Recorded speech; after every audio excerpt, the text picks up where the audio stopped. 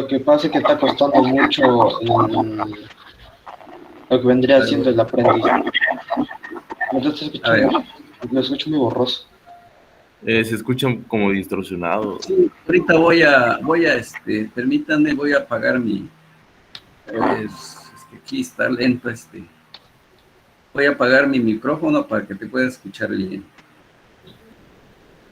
Oye, si quiere, el micrófono, vamos a ver si cómo está procesando.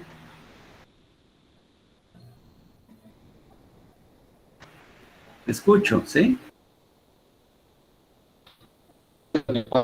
Que el grupo le está costando mucho aprender lo que vendría siendo este tipo de ejercicios. Y lo que el grupo quería es de que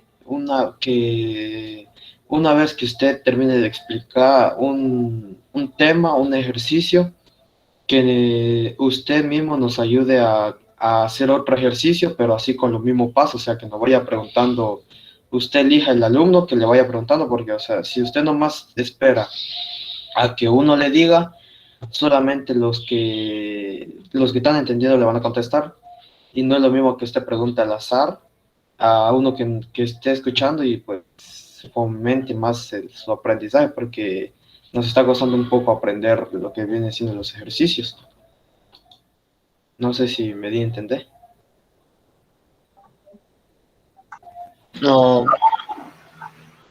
Precisamente esa es la parte que, para eso es la razón de la asesoría académica. Una, en la clase que hacemos, o yo voy y les indico en el momento en que yo estoy exponiendo, ustedes me indican, pueden detener, es decir, como generalmente uno viendo la pantalla de la exposición o a la hora que yo tengo una presentación, me quita la posibilidad aquí de ver el chat, pero entonces lo que pueden hacer, así como hay compañeros que lo han hecho, activar su micrófono y preguntar en el momento en que estoy exponiendo o explicando un problema, ¿verdad? Nos podemos detener, o yo allí es donde yo debo detenerme y explicar, obviamente, lo que corresponde al problema. Desde luego que si mi problema es de otro tipo, no sé, a lo mejor cálculo, o sea, aquí desde luego que sí le vamos a apoyar y por eso ya viene la asesoría académica, ¿verdad? Que por ejemplo no le entendí tal problema de tal fecha y todo eso, para eso está la asesoría académica. Pero eso sería para casos ya, digamos, particulares. Por eso decía yo hace un momento, la asesoría académica es una, que puede ser que sea un solo alumno, que puede ser 5, pueden ser 10 en el horario de asesoría académica. Allá vienen dudas, ¿sí? de lo que no entendí en la parte de la clase. 2, la clase se les envía para que ustedes lo repasen. Entonces, en el lugar o espacio donde quizá el sonido en ese momento, cuando ustedes estaban conectados, tal vez no escucharon bien, tal vez no vieron bien, pero ya repaso el video. Y justo allí donde no entendí, el video generalmente va bien, va completo, tanto de sonido como de imagen. Para eso se manda, no para guardarlo, para que lo repase. ¿Sí? No sé si me estoy dando a entender, Julián. Sí, profe. ¿Sí? Bien, para que quede claro todo, que no sientan que estamos como evadiendo, no, sino cada cosa en su espacio, en su tiempo, en su momento, ¿verdad? Entonces, por ejemplo, que tienes una duda a la hora que yo estoy exponiendo en clase, puedes, ahora sí, activar tu micrófono y hacer tu pregunta. Yo me detengo y te explico. Que aún así todavía no Bueno, está el recurso de la asesoría académica. Ya para tratar, porque a lo mejor de 20, 2, 3 compañeros no la han entendido, bueno, pero tenemos que también cumplir. Digamos, esos 2, 3 compañeros son los que van a solicitar la asesoría académica. Y allí les damos una explicación mucho más amplia que la que podemos dar sobre la clase. ¿De acuerdo? Eso es lo que vamos aclarando. Cada cosa en su momento, en su lugar, para que trabajemos bien, ¿verdad? Y ustedes se sientan apoyados, acompañados, y que lo principal, como dices, que aprendan. Porque nada sirve cubrir un programa, pero si no hemos aprendido nada, entonces el objetivo no se está cumpliendo. Bueno, entonces, dadas estas aclaraciones, voy a iniciar para atendiendo precisamente esas peticiones. Bien, entonces vamos a empezar lo que es movimiento curvilíneo. ¿Sí? Bien. Y para ello vamos a ver, voy a compartir. Muy bien, aquí esto. Vamos a ver, espero que todo salga bien. Espero que lo estén viendo ya la imagen. Y por acá. Es del profesor.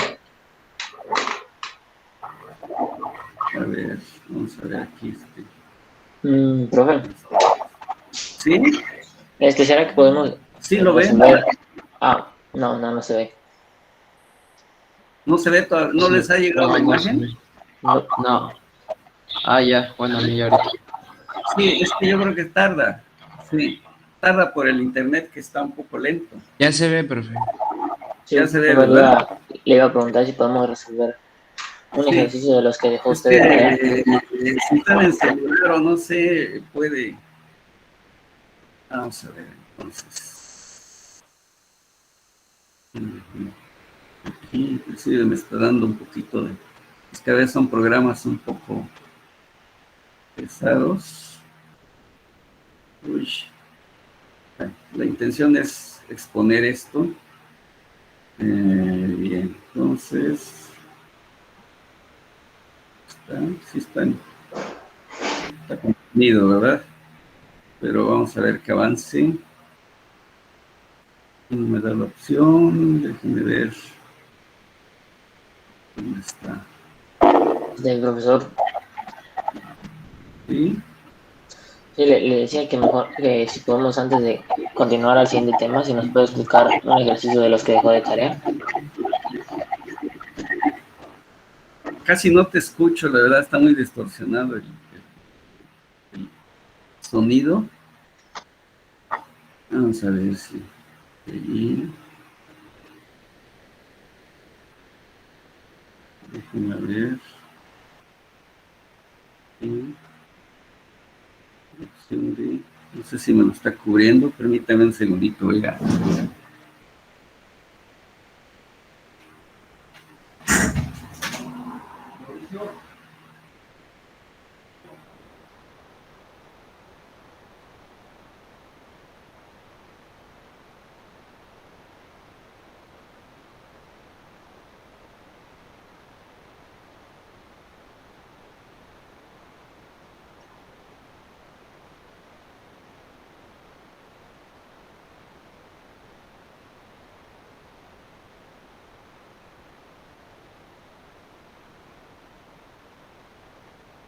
Bueno, una disculpa ahorita, vamos a echar a andar esto porque creo que internet anda un poco fallón. Y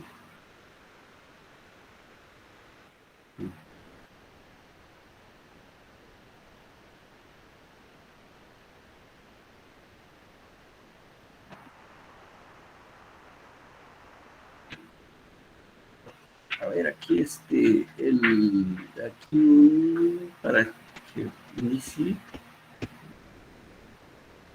me tapa ahí el icono. Ah, sí, ahí estaba oculto. pero no sé si está corriendo bien. Sin sonido.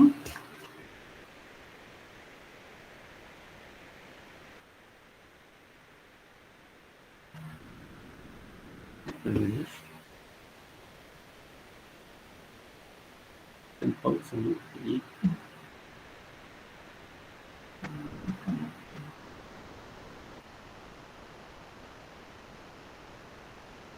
Y eso. Ahí está presentando. Pero No se ve, no profe. está dando sonido. Profe, tampoco no se alcanza a escuchar. Entonces, hemos pausado. No arranca. No, ¿verdad? Como que la plataforma, ¿no? No sé.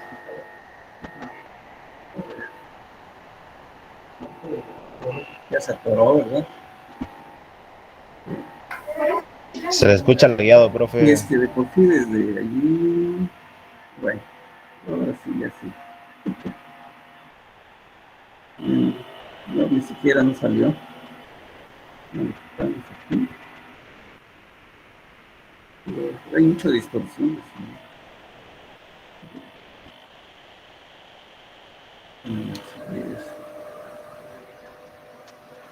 Sí, pues aquí ese es el otro. Sí. Uh-huh. ¿Mm? No tiene, como que no lo aguantó la plataforma, ¿verdad? Pero quedó activo. Está activo en la casa. Sí, pero el video ya salió, ¿no? Sí, ya se cerró. Ok, bueno, de ni modo, luego ahí se los mando por esto. Ya por esto. Y bueno, entonces vamos a compartir nuevamente. Está muy, también hay mucho.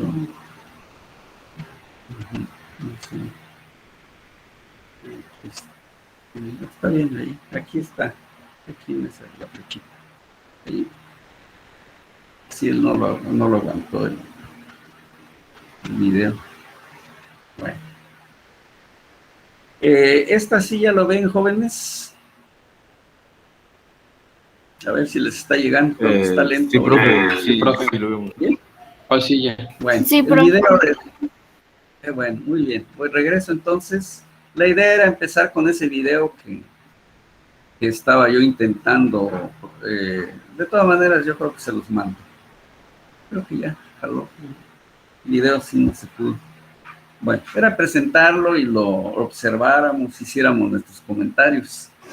Pero bueno, los recursos ahora sí no me lo permitieron.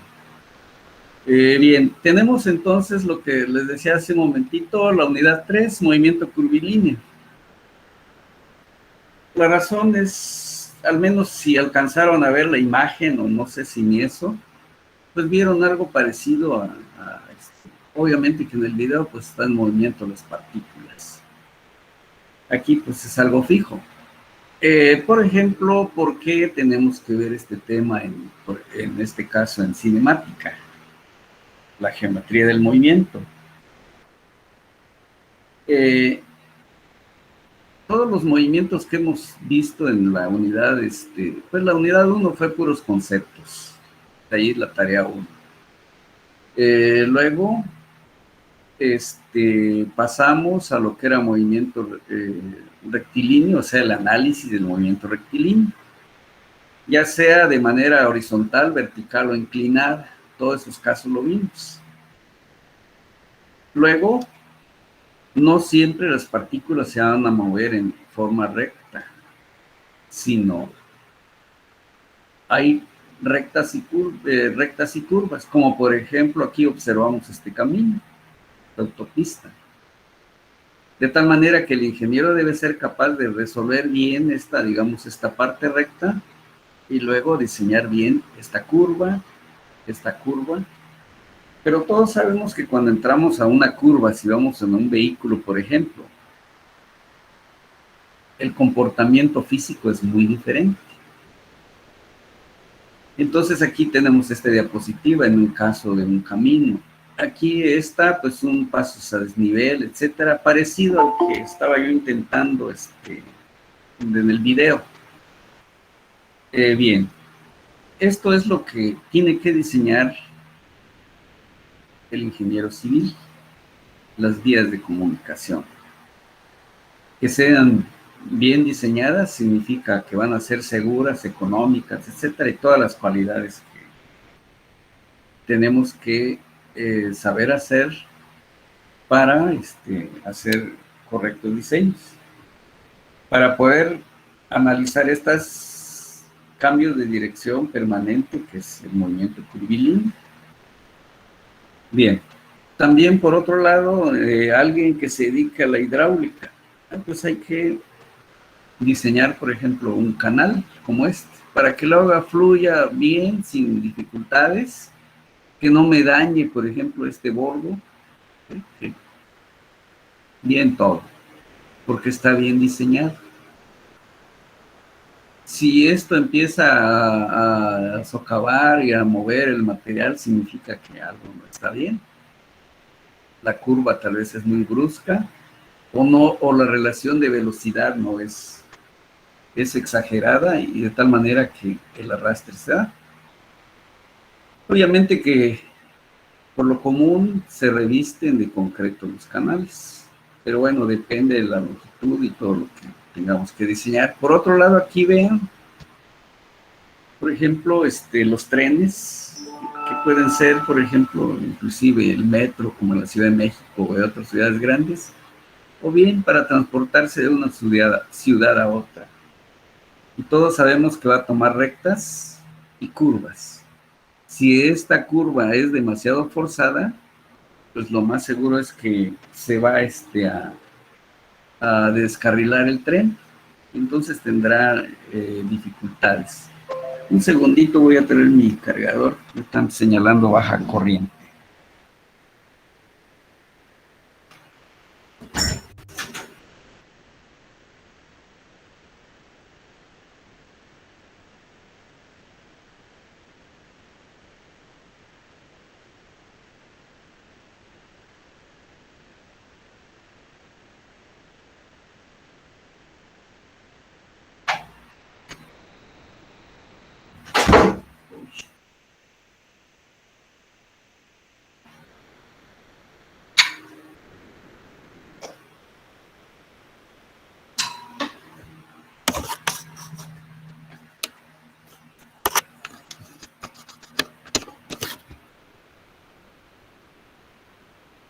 Muy bien, estoy con ustedes nuevamente. La tecnología pues no tiene palabra, como dicen, nos falla siempre, nos queda mal. Profe.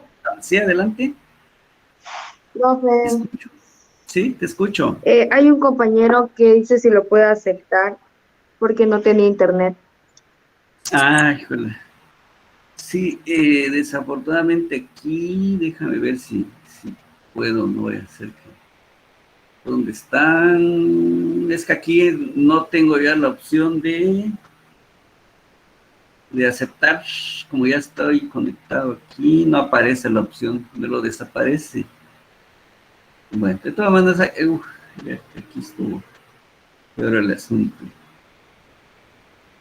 Bueno, no sé si ven la diapositiva. Sí, profe, sí se ve. Sí, profe. Bueno, sí, ahorita intenté revisar si podía dar acceso al compañero, pero ya no me da aquí esa opción. Bueno, entonces iba pues con esto. El ingeniero civil es quien se encarga de proyectar y construir obras de infraestructura en las que implica el movimiento curvilíneo, tales como las carreteras, canales, vías férreas, pasos a desnivel, entre otras obras. Va a haber un mundo infinito de... Bien. Para ello entonces nos vamos al movimiento curvilíneo. El movimiento curvilíneo pues ocurre cuando una partícula se desplaza en una trayectoria curva, como ya vimos. En general, en 3 dimensiones.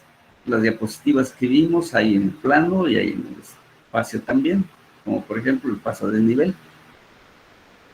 Para ello entonces volvemos otra vez a los conceptos como es posición.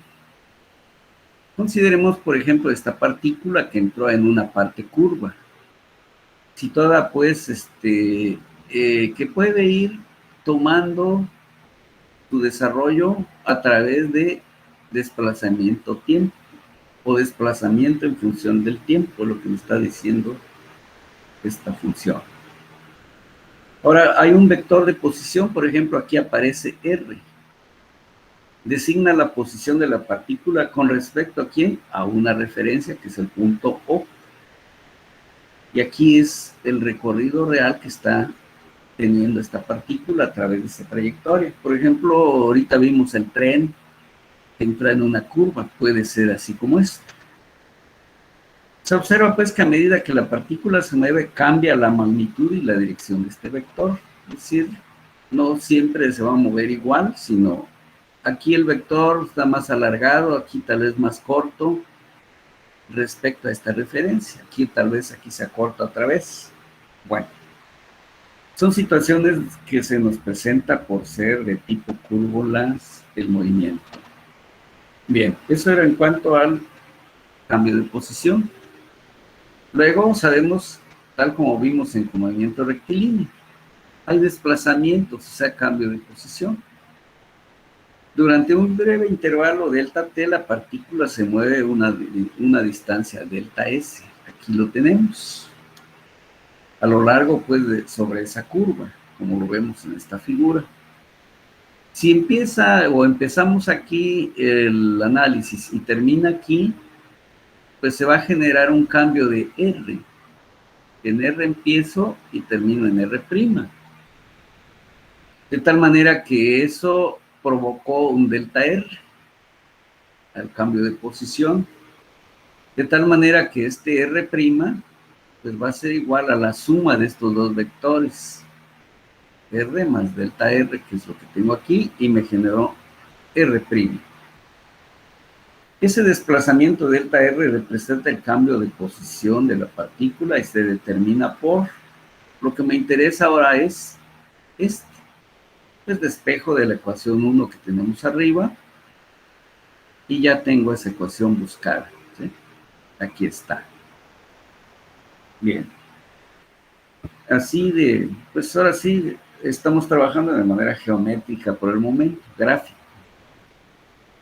Otro concepto es, pues, la velocidad. Generalmente nos piden velocidad, desplazamiento, cambio de posición, en fin, todos esos términos.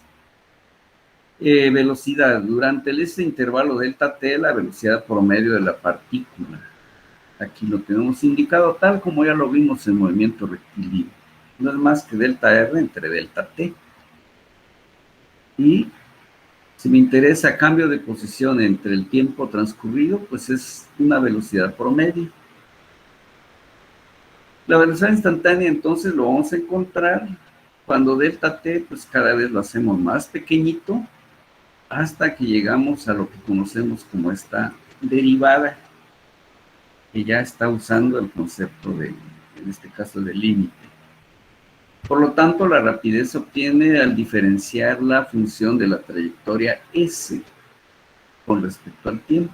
Entonces, todos sabemos que velocidad es distancia recorrida sobre tiempo. Exactamente lo que tenemos aquí. Y aquí está el vector. Esta es la trayectoria, es curva, pero la velocidad siempre es tangente a esta trayectoria. Entonces está cambiando permanentemente su dirección. Eso es lo que pasa en el movimiento rectilíneo, curvilíneo, a diferencia del rectilíneo que ya vimos. Continuamos con el análisis. Ahora, aparte de la velocidad, necesitamos conocer qué aceleración está aplicando la partícula. Entonces, si la velocidad de la partícula es v, en el instante, aquí vemos que hay v y hay v'.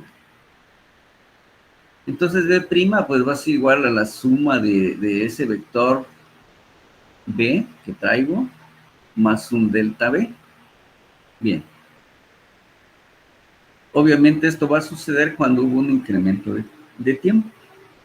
Entonces, la aceleración promedio de la partícula durante el intervalo delta t es, pues, la aceleración promedio va a ser igual, tal como la velocidad, un incremento de velocidad entre el incremento de tiempo. Pero el que me interesa es delta v, pues entonces despejamos de aquí. Y aquí tenemos la ecuación.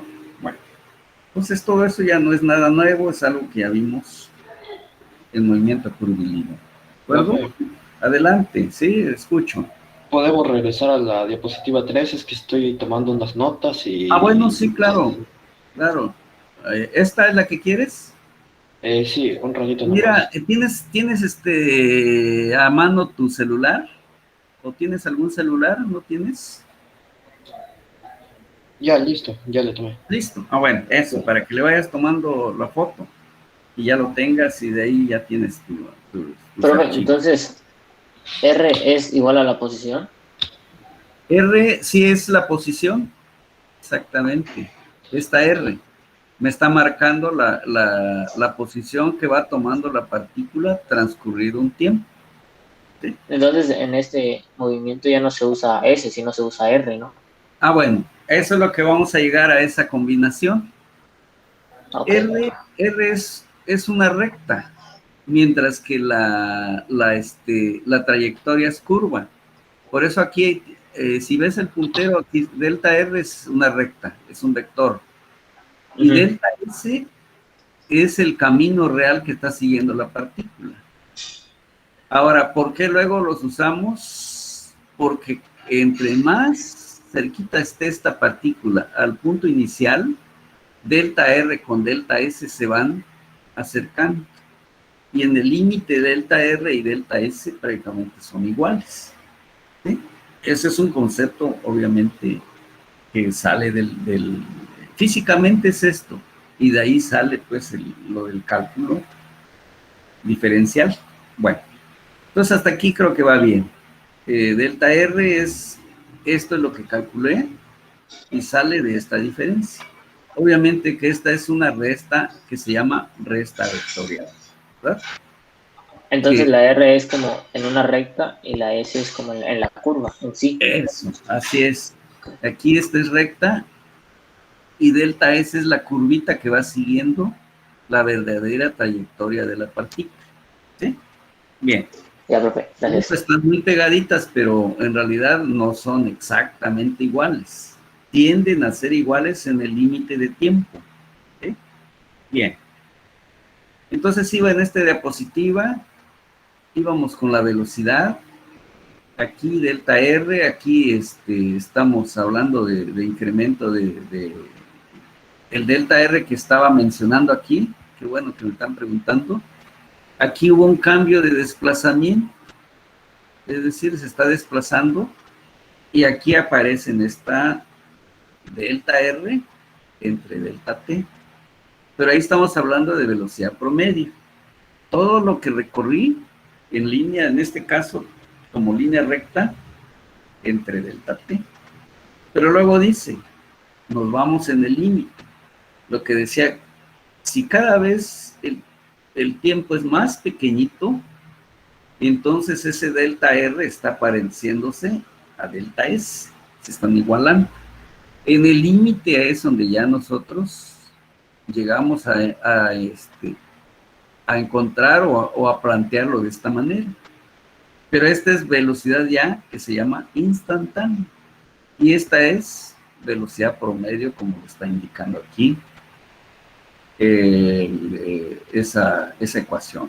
Bueno, por lo tanto, la rapidez se obtiene, dice, al diferenciar la función de la trayectoria S con respecto al tiempo. ¿Qué es esto? A esto es lo que le llamamos rapidez, lo que va sucediendo al momento prácticamente en tiempos muy pequeñitos. Y esto digamos que es en tiempos mucho mayores. Por eso son conceptos distintos. Seguimos. Bien, ahora vamos con la otra variable que generalmente nos pregunta, ¿y qué aceleración lleva a la partícula o debe llevar? Todos sabemos que si la velocidad de la partícula es v en el instante y v' es v igual más delta v. Bueno, entonces aquí estamos v y v'. Tuvo que haber sucedido un tiempo para que hubiera cambio de este vector de v a v'. ¿Sí? Entonces aquí hubo un delta v, este que está aquí. Aquí no está señalado, pero son dos vectores que se están moviendo. Este vector pasa a ser este. Pero como es curvo el movimiento y se vio hace un momento que la velocidad siempre es tangente a la trayectoria. Entonces, la flechita de color negro es tangente a esta, aquí en este punto. Y la que tenemos aquí de un color así como anaranjado es tangente, pero ya en otro punto. ¿Por qué? Porque ya hubo cambio de velocidad, que es el que está señalado aquí.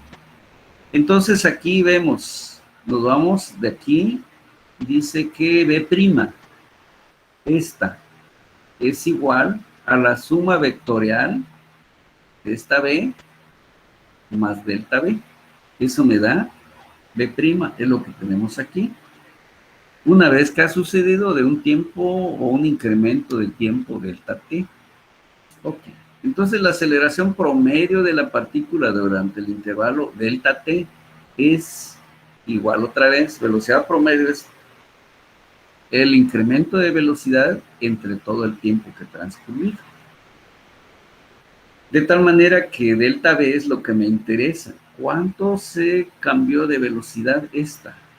Lo despejo entonces de aquí, de este modelo, y ya tenemos el equivalente a delta v, que finalmente queda como v' menos v, indicado en esta figura.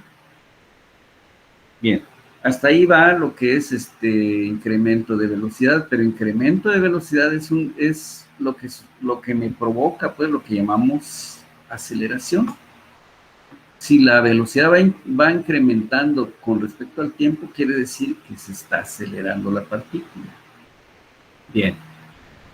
Para estudiar esa tasa de cambio en el tiempo, los dos vectores de velocidad en la figura, en este caso la D, se trazan en esta figura que tenemos aquí, E. De modo que las colas queden en un punto fijo, este que está aquí, y sus cabezas de flecha toquen puntos situados en la curva. Entonces, este toca la curva, este también. Entonces, esta curva se llama odógrafa. Es un artificio que se hace, ¿sí? Pues que se le llama odógrafa. Y cuando se construye, describe el lugar geométrico de puntos para la cabeza de punta de flecha para el vector de velocidad. Del mismo modo en que la trayectoria S describe el lugar geométrico de puntos para la cabeza de punta de flecha del vector de la figura, bueno, la anterior que teníamos al principio. Aquí está S. Aquí hay un cambio, pero obviamente que allá estamos hablando de velocidad. Bueno, entonces aquí lo que se hace es, ¿qué se hizo? Que este vector, o sea, la odógrafa, ¿qué es lo que dice? Que este vector que está de color naranja, lo jalamos como un vector libre y ya quedó en un punto común que estamos llamando O'. Una vez entonces, como no tiene la misma dirección, me generó un delta V, ¿sí? Ese es un arreglo que me sirve para generar precisamente ese delta V que tenemos aquí. Bien, entonces esto ya tenemos la velocidad y por allí como hay cambio de velocidad, quiere decir que respecto a esta curva hay una aceleración que se muestra aquí como tangente, pero es tangente a lo que estamos llamando odógrafa, no a la trayectoria real que está siguiendo la partícula, que es esta. ¿Sí? Es nada más nos sirve para llegar a representar la aceleración sobre una curva, apareciendo como si fuera una tangente, pero todo se debe a este planteamiento. Bien, entonces esto nos lleva, pues, está la velocidad durante un intervalo delta t. Entonces aquí está la velocidad promedio que ya vimos en el límite, entonces delta r entre delta t, o bien también si delta t lo hacemos cada vez más pequeñito, entonces ya nos lleva a esta derivada, porque estamos hablando del concepto de límite. Por lo tanto, la rapidez se obtiene al diferenciar la función de la trayectoria S con respecto a ¿quién? Al tiempo. Bueno, vamos a ver aquí, creo que se me repitió. Aquí vamos en esta. Sí, creo que se repitió ahí la... Ah, bien, aquí es donde íbamos. Aquí está con la anterior, en fin. Dice, en el límite delta B tendrá la tangente, lo que explicaba hace un ratito, a la odógrafa, y por lo tanto A es igual al límite cuando delta t tiende a 0, o bien derivada de la velocidad, o delta B entre delta t. Como estamos hablando del límite, lo podemos dar como en el cálculo nos indica, como una derivada para una aceleración de tipo instantáneo, porque es muy pequeño el tiempo con tendencia a 0. Bien, o también la aceleración sería la segunda derivada de r con respecto al tiempo. Es lo que hemos utilizado en unos cálculos de si tengo desplazamiento, la función de desplazamiento, entonces derivábamos y teníamos la velocidad. Volvíamos a derivar y teníamos la aceleración. Exactamente lo mismo estamos haciendo aquí. Nada más aquí estamos hablando de la derivada del desplazamiento, en este caso de la posición respecto del tiempo. Bien, pero ya vimos que en el límite R con S se van pareciendo, y por eso la aceleración ha quedado como está aquí. Bien, por la definición de la derivada, A actúa tangente a la odógrafa, lo que explicaba hace un ratito, pero en general no es tangente a la trayectoria del movimiento, como podemos verlo en la figura G. En la odógrafa aparecía así, como tangente, pero era nada más para representarlo. Aquí es lo que aquí, esto. Pero eso era nada más por esto que hicimos aquí. Porque el incremento de velocidad, ¿qué es lo que me estás indicando? Que hay aceleración.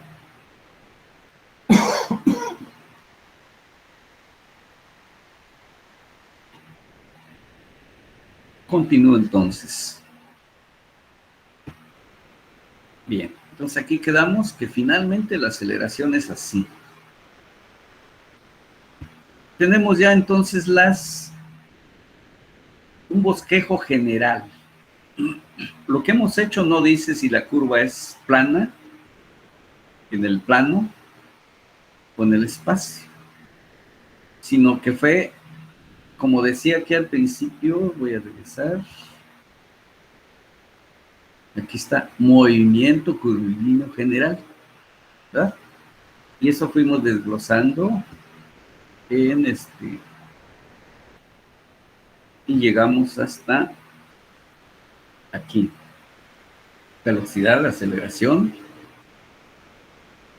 Nos vamos ahora a un caso, pero ya en componentes rectangulares. Algunas veces el movimiento curvilíneo de una partícula puede describirse mejor en sus componentes rectangulares, X, Y, Z. Observen aquí esta figura. No sé si le podemos... Ahí está un poquito más, creo que mejora, ¿eh? La imagen. Ok, ya está cortando aquí un poco esto. Ahí no corta. Bueno, observen pues de que aquí, ahora sí, esta es la trayectoria curva. Es la que está siguiendo realmente la partícula. Este vector R, que es el que veíamos hace un momento, va siguiendo la trayectoria. Y aquí es un punto cualquiera. Y observamos que ese vector R es igual tiene sus componentes en la dirección X, y en vector cartesiano le llamamos XY. Tiene otra, la Y, como está paralelo al eje Y, y lo relacionamos con el vector unitario J. Y la otra dimensión, que es la cantidad de Z, es decir, el escalar, y K es la componente vectorial que tiene paralela al eje Z. Entonces esta partícula está definida a través de esta curva, pero es una curva en el espacio. Algunas veces entonces se puede el movimiento curvilíneo puede describirse con estas tres componentes, lo que acabo de explicar. ¿Qué es lo que buscamos o nos piden siempre de un vector o de una partícula? ¿Por dónde va? Es decir, su posición. Si la partícula está pues ubicada en el punto X, Y, Z de la trayectoria S, pues, mostrada en esta figura A, entonces el vector de posición define su posición respecto a ¿qué? A un sistema coordenado. Eso es lo que estábamos viendo aquí en el dibujo. Este vector tiene sus tres componentes, tal como lo expliqué hace un momento. Aquí lo representamos. Este es el mismo modelo matemático. Cuando la partícula se mueve, los componentes X, Y, Z de R serán funciones del tiempo. Es decir, aquí, como lo vamos a dejar en función de una variable que es el tiempo, o sea, es decir, se parametriza. De tal manera que X depende de un tiempo, el cambio en Y depende de un tiempo y Z depende de ese mismo tiempo T. Al hacer este arreglo, quiere decir que el vector de posición queda como en función del tiempo. Es decir, lo que explicaba, por ejemplo, al principio aquí puede estar un vector. Por ejemplo, imaginemos vamos a ver si... Vamos a suponer, este es mi origen. A partir de aquí, por ejemplo, puedo trazar este vector. Vamos a ver si... Un poco lento esto. Ahí está. Ahí apareció. Entonces allí tendría un R1, por ejemplo. Y lo que acabamos de ver hace un momento, vean, este es R. Y este a lo mejor R'. Aquí saldría un tercer vector que era el delta R. ¿Sí? Es justo lo que acabamos de ver en las gráficas anteriores.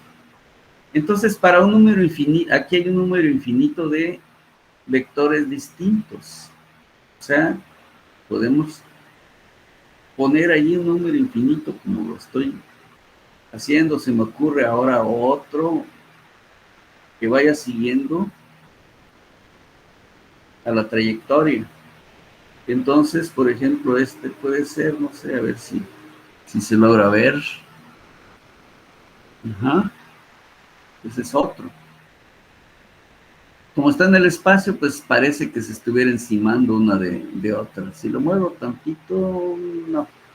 Bueno, ahí más o menos, ¿verdad? Entonces aquí quiere decir que hay un número infinito de vectores que me van siguiendo la posición de esta partícula. ¿Sí? Bien. Y para moverse de acá a que ¿qué necesita? Tiempo. Y por eso el parámetro tiempo es el que hace que cambie la posición de la partícula. Bien, de tal manera que ese vector de posición cualquiera quedó en función del tiempo. Ahora, para conocer y por dónde se encuentra esa partícula, entonces calculamos los valores, como ya lo hemos hecho, usando Pitágoras. ¿Por qué? Porque esta es como una hipotenusa cuyas componentes son X, Y y Z. Y esto es lo que me determina el cuánto mide o cuánto vale este vector de posición R. Entonces meto el cuadrado de X, el de Y y el de Z. Eso me da medida de cuánto vale cualquiera de esos vectores. ¿Qué otra cosa también necesitamos calcular? La dirección. O sea que aquí hay un vector unitario paralelo a R. Se especifica por medio de un vector unitario la dirección, que es U de R es igual a R entre magnitud de R. Esa es nuestra fórmula. ¿Sí? Es decir, esto que estoy ahorita, esto, vamos a ver, por ejemplo, aquí tengo un vector cualquiera, ¿sí? Le vamos a dar un poquito de grosor, bueno, digamos que este es lo que estamos llamando, vamos a ver aquí, inicio, y este sería para ponerle nombre. Aquí, por ejemplo, este es nuestro vector R, me lo permitió. Vamos a ver si esto, ahí está. Entonces este es el vector R. Lo voy a mover para aquí, es su nombre, un poco lento esto. Bueno, este es R. Y lo que necesitamos es un vector unitario que me dé dirección de R. Ese vector unitario es uno paralelo, que es paralelo a este vector R. Entonces, ese, como le llamo, lo que tenemos ahí abajo. Aquí. Y aquí entonces colocamos un UD. Bajemos el tamaño para que se note. Y ahí está. Es esto. ¿Sí? La magnitud de R es lo que mide. Y la dirección me lo da U de R. ¿De acuerdo? Bien. Esto significa U de R tiene de magnitud unidades. Por ejemplo, si este vector mide 3 unidades, entonces es el equivalente a 3 veces ese vector unitario con la misma dirección. Ok, bien.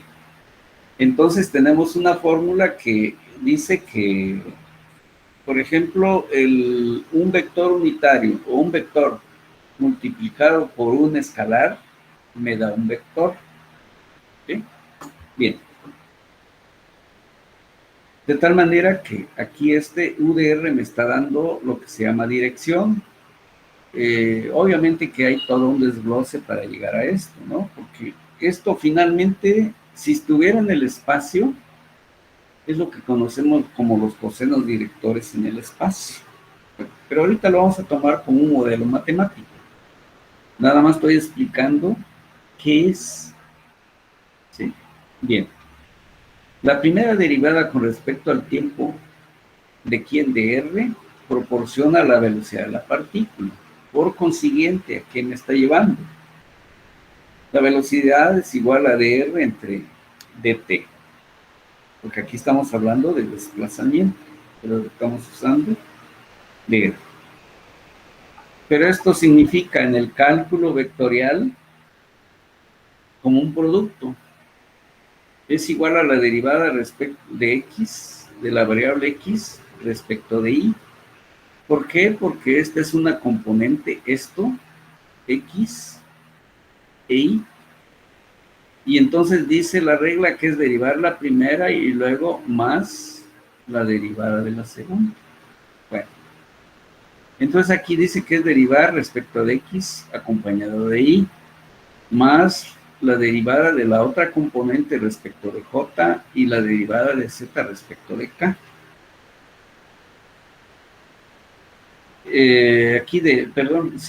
Pero respecto al tiempo, porque está parametrizado, aquí vean, el tiempo es el que me está haciendo que cambie la posición de esa partícula.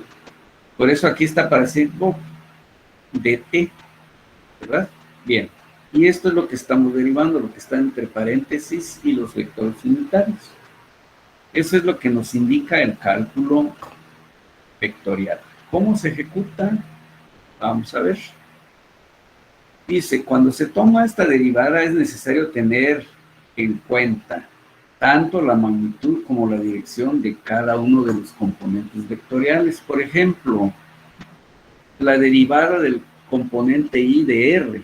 Aquí vamos agarrando nada más uno de los tres que se indicaron aquí. Regreso. Estamos tomando nada más esta como ejemplo para esto. ¿Sí?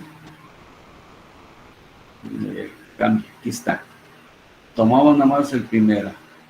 Dice la regla, la derivada del primero respecto al tiempo, ya se hizo. Multiplícalo por i, más el primero por la derivada del segundo. Es u por b, esa regla. El segundo término del lado derecho es 0. ¿Por qué? Porque estamos derivando esto. Y porque el marco de referencia x, y, z es fijo. Por consiguiente, la dirección y la magnitud de y no cambia con el tiempo. ¿Sí? Eso lo hace que esto sea constante. El no cambia, entonces estoy derivando una constante. ¿Y qué sucede? Que la derivada de una constante es igual a 0, que es lo que hemos visto en cálculo. Entonces, profe, todos, el i, el j y la k son constantes. Exactamente, ¿sí? Por eso que acabamos de explicar. Esta i siempre estará apuntando aquí. Esta j siempre estará apuntando aquí. Y esta k siempre apuntando así. Ese es mi sistema de referencia. Aunque este sistema lo esté moviendo para acá, para allá, pero de manera paralela. Este nunca se va a mover. ¿Sí? Y eso es lo que nos condujo a esto. En el segundo término del lado derecho es 0, porque x, dice el marco de referencia x, y, z es fijo. Por consiguiente, volvemos a hacer lo mismo para dirección j, para dirección k. Y ya quedó. Ya no es necesario volver a demostrar todo esto, porque es el mismo proceso. Entonces la derivada de r respecto de t es la velocidad de x, de la velocidad, perdón, de b, pero en la dirección x.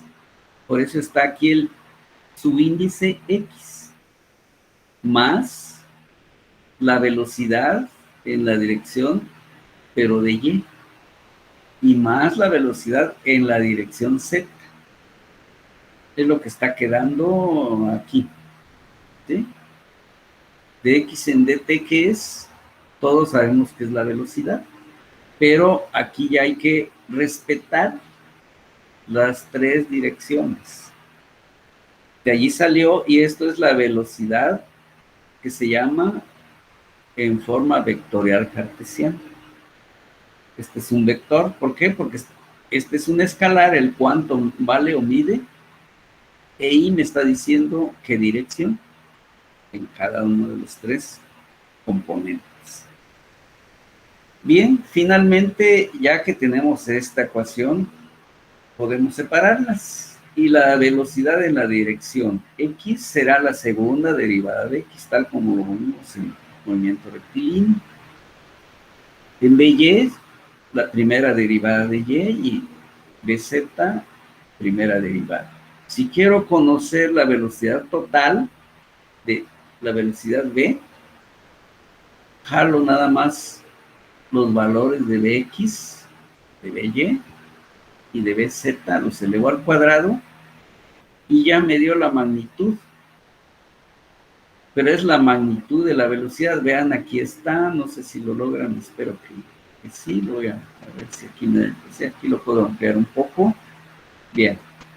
Y vean aquí, este es el vector, aquí está el vector B, pero está en el espacio. De tal manera que este vector tiene una componente Bx que es paralela a este eje. Una velocidad By que es paralela a este eje. Y una velocidad Bz paralela a este eje. Aquí, pues, según la figura, podríamos decir que By es positiva, que Bx pudiera ser positiva o negativa, no sé. Bz, como está apuntando hacia abajo, pues sería negativo. Si decimos que lo que apunta hacia arriba sea positivo. ¿Sí? Entonces, gráficamente, esto que tenemos aquí, aquí está. Pero está indicada como un vector. ¿Qué es esto que tengo aquí? Es lo mismo.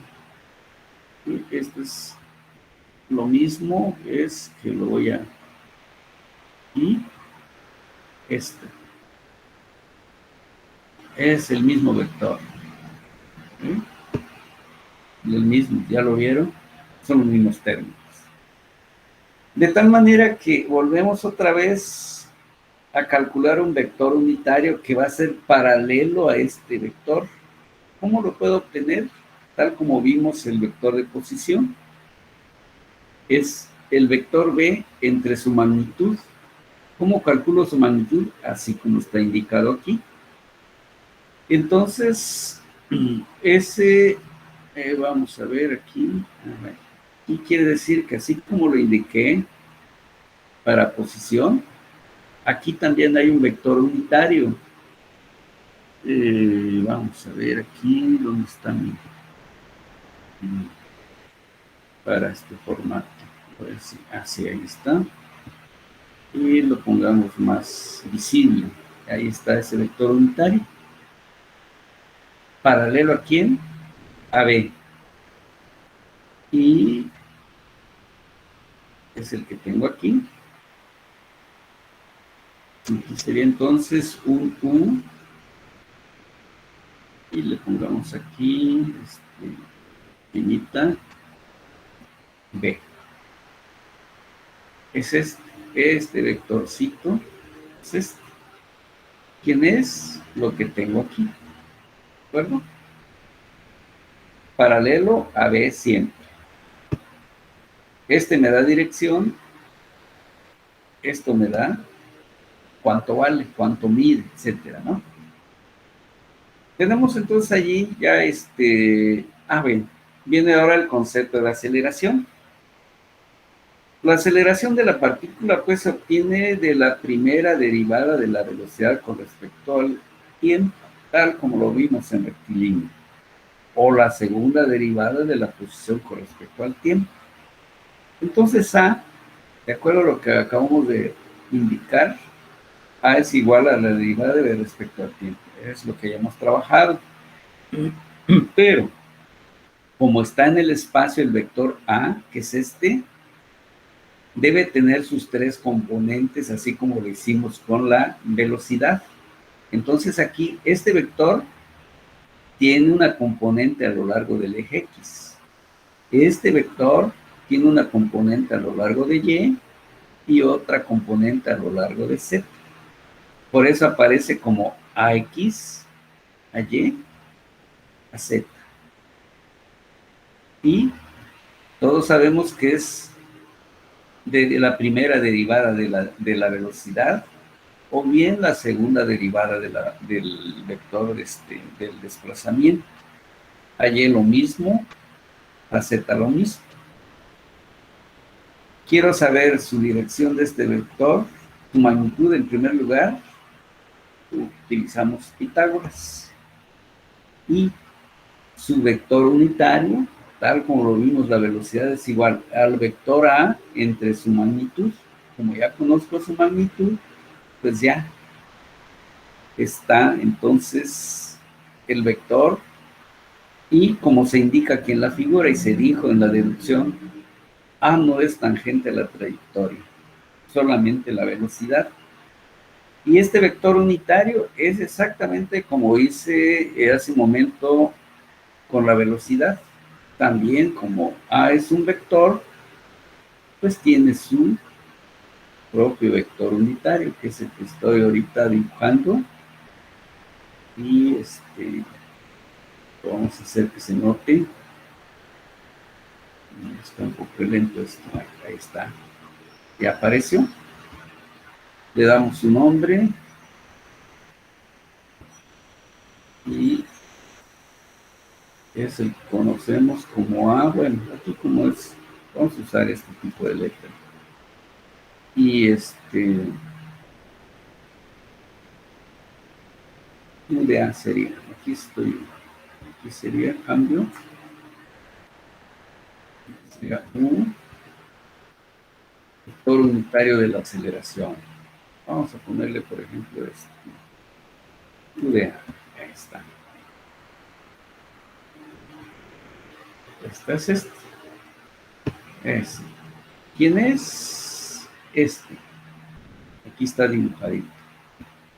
Paralelo, siempre, porque sale de este vector, es su vector unitario. Y su expresión, pues es la que tenemos aquí otra vez. Si ustedes revisan, entonces lo relaciono nuevamente con esta recta, que quiere decir que es lo mismo. Aquí está. Y aquí está dibujado.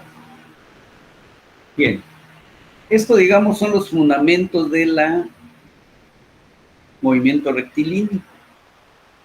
Bien. Por el día de hoy, con esto voy a concluir para que repasen. Lo voy a enviar esto, subirla a la clase, para que lo tengan. Aparte, si tomaron sus fotos y todo lo que puedan, para ir afianzando su conocimiento. Bien, entonces yo regreso con ustedes aquí. Bien, ¿cuánto estamos? 20. Vamos a ver por si. Aquí,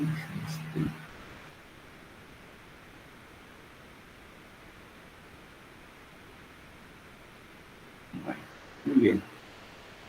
Entonces tenemos allí 2 listas, a ver cuál de las 2. Bueno, y con esto también voy a detener la grabación. Y detenemos.